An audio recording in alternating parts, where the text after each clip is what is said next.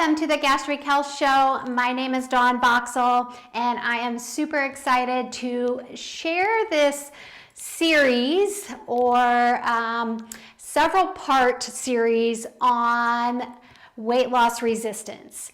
And this first one is really more of a foundation that we're laying and giving you that basic understanding and showing you so many different areas that impact weight loss. Some that are super obvious, some that are just not obvious or thought of currently. So hopefully we'll give you some new insight, give you something to think about and apply in your life so that you can see results with weight loss and not feel stuck. So part one of the lock and key to weight loss resistance. And like I said, this is going to be the foundation. So we're not getting necessarily into the lock and key yet, but that is to come in the future podcasts. So I get asked this all the time. Why would someone not lose weight after weight loss surgery? Seems so perplexing to so many people and frustrating because it is scary to change your anatomy permanently with weight loss surgery, with the caveat that, hey, there's no guarantee that you will lose weight. So although scary, many of you have done fabulous and you get awesome results, which is why weight loss surgery is still considered the best option for weight loss to date. Although there are some very smart scientists working very diligently to find other options that you don't have to have surgery to get the same results, to date there is nothing available. So what do you do? So maybe you've already had weight loss surgery or you're just thinking about it. But regardless, that's the path you've chosen. And here you are, you're working hard, you're doing everything you know you can do to maximize and optimize your weight loss. But yet you find yourself kind of stuck. You find that, hey, the pounds are not dropping, and I do feel like I am doing everything I can do.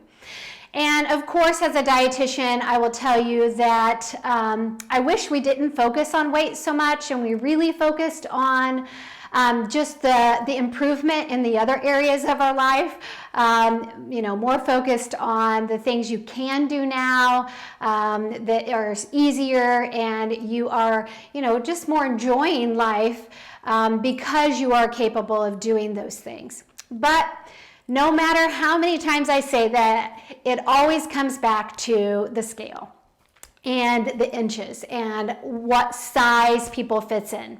So I will tell you, I just have embraced it, and I am just hopefully helping you see all the different angles that you can really explore in determining if you're stuck, if you are in a place where you feel you are weight loss resistant, the pounds are not moving, the inches are not moving, yet you really feel like I'm doing all that I can do, then listen in. This is going to be a several part series that's going to go into all the different angles of this. So this first one is the foundation. So hopefully you'll get a good understanding just from this first one. So why would someone not lose weight after weight loss surgery? Very obvious reasons, of course, is poor diet choices, thinking that I'm just going to keep eating the same foods that I've always eaten, just eat a smaller amount. We're reducing the size of your belly to the size of a golf ball, goes from a football to a golf ball, and hey, shouldn't matter what I eat, I'm gonna still lose weight. There is truth to some of that, but it doesn't always work that way. So we do find that people who have that mentality or those thoughts, that sometimes they don't lose all the weight, and sometimes they gain weight very easily. So that one's obvious. Eating too much food. So even though you have permanently altered your anatomy with weight loss surgery, some patients feel like they can still eat more food than what they should. Now, I find that this is very interesting because in the end, it's really kind of relative, because they feel very full and feel very stuffed, so they feel like, hey, I'm eating way too much food. And most patients have this understanding that their pouch is supposed to stay the size of a golf ball. And technically it is not. Like I said, we start with a football size belly. You go to a golf ball size belly after surgery, and maybe a little bit bigger with a sleeve. And then as time evolves, you should be about the size of an orange when it's finished. So it's supposed to stretch out. You nutritionally cannot manage your body and maintain normal stores with a golf ball size belly for the rest of your life. You will have complications, you will have problems if that stays that small. So it's relative to some degree with eating too much food. Another obvious is just not eating enough food. So some patients find that their mind tells them less is more. So if I eat less, then I'm going to lose more. And that's just not how our body works. And then, of course, how active or how sedentary we are. Those are pretty obvious reasons that play a role in your weight loss resistance. Some less obvious reasons that maybe are not explored is metabolic, which could be thyroid and adrenal, and you could even throw in here some of those appetite genes as well that are kind of influencing your metabolism as well. Stress, definitely an issue. Poor gut health. And if you followed a lot of my stuff in our website, we talk extensively about how important gut health is in relation to weight loss. Deficiencies with macro and micronutrients, so any vitamins or protein deficiencies or things like that is going to impact the bottom line and you being able to lose and your body working efficiently to lose weight. Sleep is another one, so our circadian rhythm plays a role in that, and if you are not sleeping well, you're going to have a difficult time losing weight. And then the last one is inflammation. That one is a really big one and a big player, and we'll dig deep into inflammation in one of our series or parts. We'll discuss inflammation pretty extensively and how that plays a role in that. But now let's talk about the not so obvious reasons why someone would not lose weight. Genetics. So I would say most weight loss surgery patients, most, not all, but I would say most patients that end up having weight loss surgery, there is a genetic component to it, and you do have some of those genes that make it easier for you to gain weight and make it easier for you to eat more food than you should or have that increased appetite. And that does play an impact. But I'm going to look very specifically at a few things in genetics, and that's nutrigenetics. So perfect for dietitians. I like to really focus on the food piece of it and how that influences our genes. So nutrigenetics is really just the interaction of a gene variant with the environment. So the environment would be like nutrients, could be like macronutrients and micronutrients, lifestyle choices and exposures, things that we've been exposed to that influence. Think of things like the plastics and all those, how all of those really influence estrogen. So that is another thing that really can influence how our body reacts. Really, nutrigenetics is how an individual responds to his or her environment. So that's kind of the basics, how we respond to what we do, what we put in our body, on our body, and what we're living around. So that's nutrigenetics. An example is vitamin D levels. So vitamin D, we know that lower levels are associated with an increase in type 2 diabetes. So the lower vitamin D level that you have, you're going to be more susceptible to having type 2 diabetes. So the genes that impact this are VDR, CYP2R1, all these GC, DHCR7, all those are all going to impact your ability to have diabetes or not have diabetes.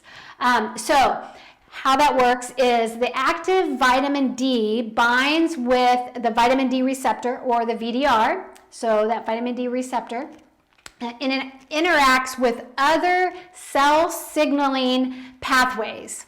And this will modulate the effects. So think of things like calcium absorption and inflammation. So vitamin D is going to play a role in your ability to absorb calcium and how your body responds to inflammatory assaults. So if you have, you're exposed to some inflammation, maybe it's even over-exercising, and now that vitamin D is going to play a role in kind of helping modulate that.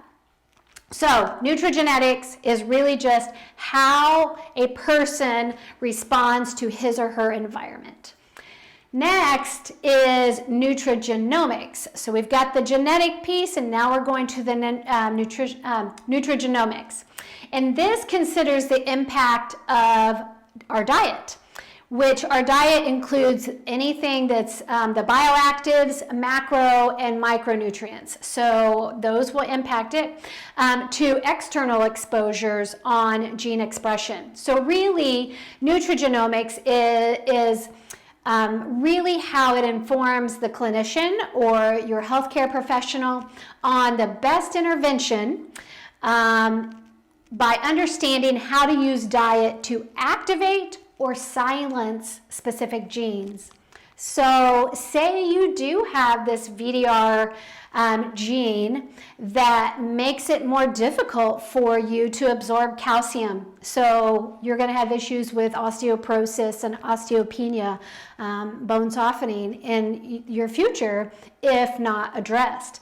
Whereas this, we have the ability, nutrigenomics is to really look at what about in your diet can kind of go above or upstream to kind of turn on or turn off specific genes that will allow your body to uptake more of that vitamin D.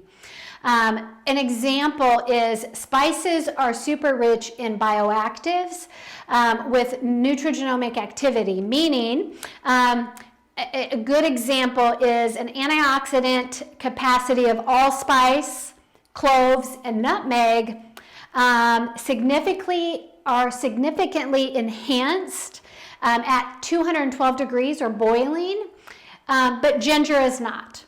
So when a dietitian or healthcare professional is utilizing nutrigenomics and you are needing more antioxidants to help turn off a gene that's maybe turned on, they can utilize these very specific foods in those scenarios, and guess what? You can kind of override that gene and allow your body to work more efficiently.